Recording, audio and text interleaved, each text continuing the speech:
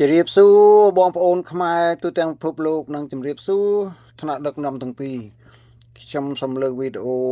បពប្រឆាំងនេះមកបកស្រាយបន្តិចសូមទស្សនាដូចតទៅទៀតណាសូមអរគុណ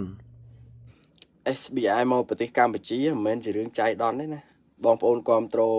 គណៈបព្វជិជនកាប់មុខមិនមែនជារឿងចៃដន្យទេហើយក៏មិនមែនជារឿងត្រូវសើចរបស់ពួកគណៈបព្វជិជនទេព្រោះនយោបាយដឹកនាំរបស់គណៈបព្វជិជនរបស់តកូលហ៊ុននឹង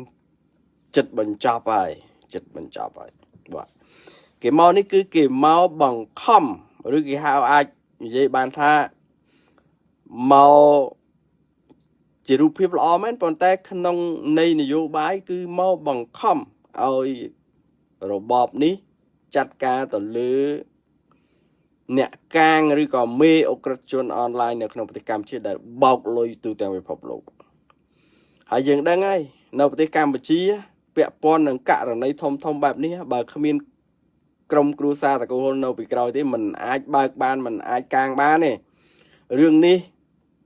តលតែមានក្រុមគ្រួសារតកូលហ៊ុននៅពីក្រោយទើបអាចបើកបានកាងបានបោកលុយគេទូទាំងពិភពលោកបាទអញ្ចឹងបងប្អូនចាំទេហ៊ុនម៉ាណែតធ្លាប់និយាយថាបើរដ្ឋាភិបាលបង្កើតឃាតករនោះត្រូវតែសម្លាប់ចោលគេមិនទុកឃាតករឲ្យរស់នាំឲ្យបែកការដើម្បីបំបត្តិភស្តុតាងឥឡូវនេះហ៊ុនម៉ាណែតនិងហ៊ុនសែនចាប់ផ្ដើមរកវិធីដើម្បីដោះខ្លួនពីរឿង scam online នេះអញ្ចឹងខ្ញុំអាណិតបងប្អូនអ្នកគ្រប់គ្រងគណៈបព្វជិជនជាពិសេសពួកអុកញ៉ាពួកមហាសេដ្ឋីដែលគេប្រើឲ្យទៅធ្វើរឿងអស់ហ្នឹងឥឡូវហ្នឹងគេចាប់ផ្ដើមរកវិធានការសម្លេះដើម្បីខ្លួនគេរួចផុតពីរឿងអស់ហ្នឹងអញ្ចឹងខ្ញុំផ្ដាំផ្ញើបងប្អូនជាពិសេសអុកញ៉ាអ្នកមានមហាសេដ្ឋីហ្នឹងប្រយ័ត្នខ្លួនឲ្យខ្លាំងមែនទែនហើយបើនៅឆ្ងាយពីក្រុមគ្រួសារនោះបានគឺល្អបំផុតប្រយ័ត្នខ្លួនទី1គឺប្រយ័ត្នខ្លួនដូចហុកឡង់ឌីប្រយ័ត្នធ្លាក់កប៉ាល់ហោះងាប់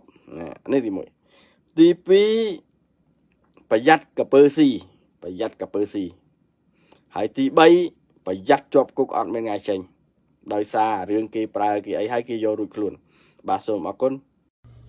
ជម្រាបសួរបងប្អូនខ្មែរទូទាំងពិភពលោកនិងជម្រាបសួរថ្នាក់ដឹកនាំទាំងពីរវីដេអូនេះខ្ញុំសូមផ្ញើទៅក្មួយប្រុសម្ចាស់ពេកនេះផងទៀតណាដែលក្មួយនិយាយថាពួកដែលតាក់ទងជាមួយនឹងត្រកូលហ៊ុននឹងត្រូវតែប្រុងប្រយ័ត្នខ្លួនប្រយ័ត្នត្រកូលហ៊ុនយកទៅឲ្យកពើស៊ីអីចឹងទៅនឹងឲ្យព្រោះ FBI គេចូលទៅហើយអូខេនឹងឲ្យអ៊ំសុំនិយាយបន្តិចចំពោះរូបក្មួយណាចេញបើក្មួយបានចេញមកប្រទេសក្រៅអញ្ចឹងហើយសូមក្មួយបញ្ចេញរឹកពីឆ្លៀសវៃបង្ហាញពិភពលោកឲ្យគេដឹងខ្លះផងអូខេបើនិយាយដោយក្មួយអញ្ចឹងមានន័យថាក្មួយកំពុងតែបង្ហាញភាពល្ងងខ្លៅដល់ពិភពលោកហើយយល់ទេពីព្រោះគេជាអ្នកដឹកនាំប្រទេសសន្តានទូតឬ FBI ឯណានោះបើគេមិនសញ្ញេចូលមិនចោះទេអូខេយល់ទេក្មួយយល់ចំណុចនោះហ្នឹងទេហ្នឹងហើយ so ឯចំពោះ scam online ចូលស្រុកខ្មែរអូខេគឺវាហូរចូលទៅដោយពួកទេសចរពួកទេសចរពិតប្រាកដហ្នឹងគ្រប់កំណត់គេមកត្រឡប់ទៅស្រុកគេវិញពួក scam online ហ្នឹងវាផ្ដាច់ខ្លួននៅក្នុងស្រុកខ្មែរហ្នឹងហ្មងអូខេភាសា scam online ហ្នឹងណាភាគច្រើនណាស់ខ្មែរយើងអត់ដឹងទេអត់ដឹងវាដឹងថាពាក្យហ្នឹងវាជាពាក្យអាក្រក់ក៏ប៉ុន្តែមិនដឹងថាគេរកស៊ីតាមប្រព័ន្ធអីទេអត់ដឹងទេអូខេវាទៅតែយល់ដឹងដែលក្មួយហ៊ុនម៉ាណែតឡើងទៅដឹកនាំនេះបានយល់ភាសាអស់ហ្នឹងហើយក៏គេចាប់ផ្ដើមសម្អាតមុននឹងសម្អាតក៏គេផ្ដាំផ្ញើទៅដល់ប្រជារាស្ត្ររបស់គេអ្នកណាដែលតាក់ទងនឹងអំពើអស់ហ្នឹងឆាប់ដកខ្លួនគេផ្ដាំផ្ញើហេតុអីបានជាពួកប្រឆាំងច្រើននិយាយថាគេផ្ដាំផ្ញើពួកហ្នឹងឲ្យដឹងខ្លួនទៅប្រាប់ពួកហ្នឹងឲ្យដឹងខ្លួននៃការពារខ្លួននេះមិនអញ្ចឹងណាកូនចៅរបស់គេហើយភាសា scam online ហ្នឹងគឺថា ភាគច្រើនណាស់ដែលអ្នកអត់យល់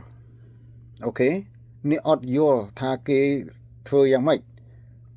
អូខេដោយអ្នកជួលផ្ទះចឹងមានផ្ទះជួលហ្នឹងឃើញនៅទេសចរទៅជួលឲ្យគ្នាជួលឲ្យហើយតែអត់ដឹងថាគេរកស៊ីប្រព័ន្ធស្អីគ្នាអត់ដឹងទេដឹងឃើញតែកាន់គុំយកដឹងតែអ្នកចេះហើយនេះខ្មែរយើងណាក្មួយឲ្យយល់ចំណុចទាំងអស់ហ្នឹងអូខេឯភាសាអង់គ្លេសនេះអ៊ំក៏មិនយល់ថាក្មួយខ្លាំងជាងអ៊ំប្រហែលដែរអូខេហ្នឹងហើយអ៊ំយល់ពាក្យ scam online ហ្នឹងក៏ប៉ុន្តែមិនដឹងថាគេរកស៊ីរបៀបម៉េចទេគេហៅថា scam online ហ្នឹង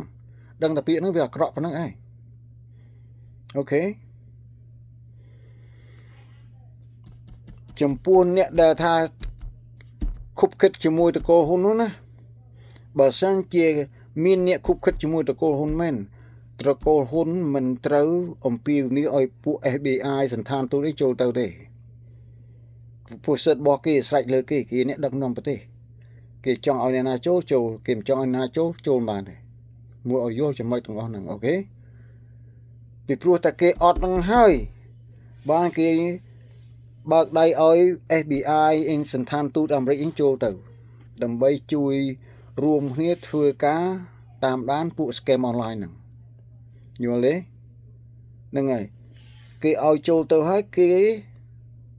ធ្វើអន្តរាគមន៍ជាមួយគ្នាទៀតគេជួយទៀតដើម្បីសម្អាតប្រទេសឲ្យស្អាតឯក្មួយឯងអត់មានគិតថាមានអារម្មណ៍អីរីករាយសប្បាយគិតតែបំលាយគេអូខេអ្នកណាតែតាក់ទងរឿងអស់ហ្នឹងគឺត្រូវតែប្រុងប្រយ័ត្នបើមិនប្រុងប្រយ័ត្នទេ FBI រកឃើញគេបញ្ជាខ្មែរទៅចាប់ត្រូវតែទៅចាប់កិច្ចមិនផុតទេគ្មានស្អីគ្មានអ្នកណាជួយបានទេពីព្រោះថ្នាក់ដឹកនាំវាបើកសិទ្ធឲ្យ FBI ចូលទៅធ្វើការហើយនោះអូខេហ្នឹងហើយអ៊ំក៏សុំប្រាប់ក្មួយប៉ុណ្ណឹងទេអូខេសុខសប្បាយទាំងអស់គ្នា